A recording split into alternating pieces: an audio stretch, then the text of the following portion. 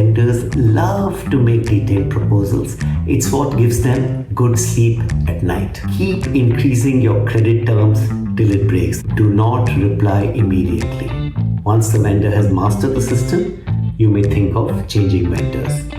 That's a separate point though.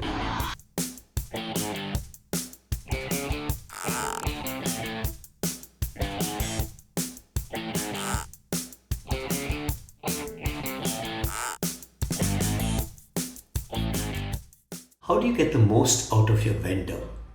Since I retired, I've realized that during my decades of work, I did not maximize this opportunity at all.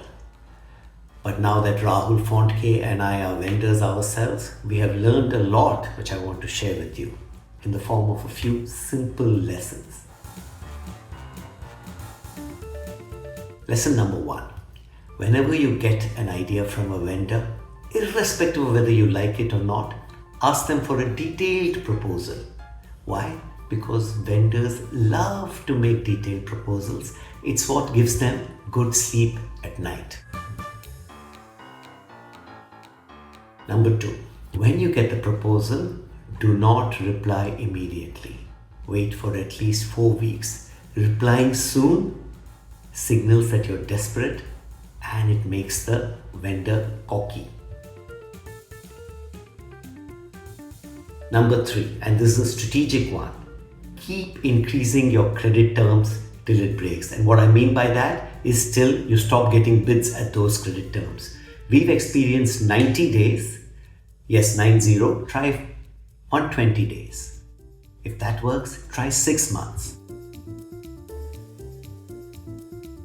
Number 4, ensure that your online invoice system is so complex that it'll take the vendor 4 or 5 attempts to figure it out.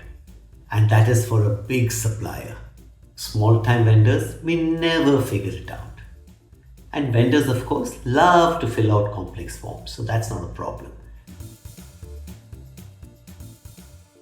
But the benefit for you is number 5. You don't accept the invoice at the first blush. No. If you've done number 4 correctly and designed a complex invoicing system, this should be easy. Point out errors to the supplier. Let me take you through this with a timeline. Let's say that the vendor delivers the good or service on the 15th of January.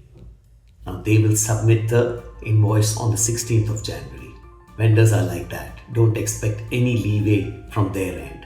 Take 2 weeks to point out the first error, say by Jan 31st. And don't point out more than 1 error at a time. Once they fix it, tell them the second problem, then the third problem.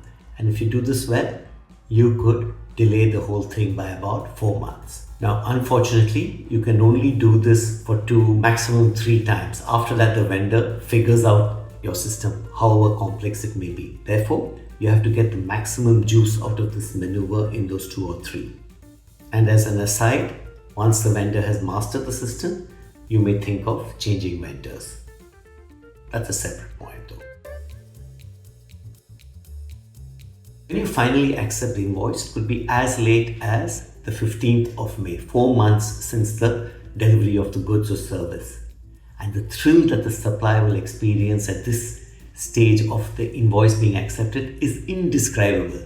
So I won't try to describe it. But the thrill for you too is huge. And that is point number 6. The thrill is that the clock starts now, the credit clock. So assuming you had 4 months locked in, you could delay the payment till 15th of September. Do this for 2 or 3 vendors every year, and that's material for your performance appraisal. Load it up and ask for your bonus, your promotion, your raise, whatever. Another pro tip. If a vendor gives you a new idea, a brilliant suggestion to grow the business that you and your team have not thought about earlier, thank them very gracefully and then explain that your company's tendering process that has been designed with ethics and fair play in mind forces you to now invite bids for the same idea. Now you have to do this a little carefully in an apologetical tone because some vendors may take offense and say that the ethics require you to give the execution to them. So if you like these ideas, write in to me at paddy@justbusiness.com with your thoughts as well as any other ideas you have to maximize what we can get from our suppliers. Thank you.